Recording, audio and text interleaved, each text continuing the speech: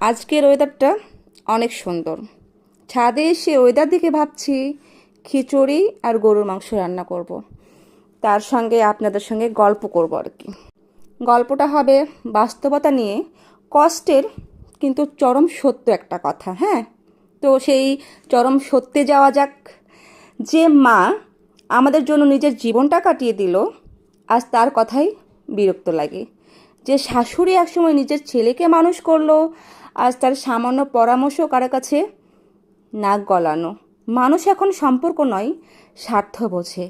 বাবা মা শ্বশুর শাশুড়ি সবাই তখন ভালো লাগে যখন তাদের থেকে কিছু পাওয়ার থাকে, আর যখন কিছু চাওয়ার নেই তখন তারা হয়ে যায় বোঝা। এই হচ্ছে আজকের বাস্তবতা।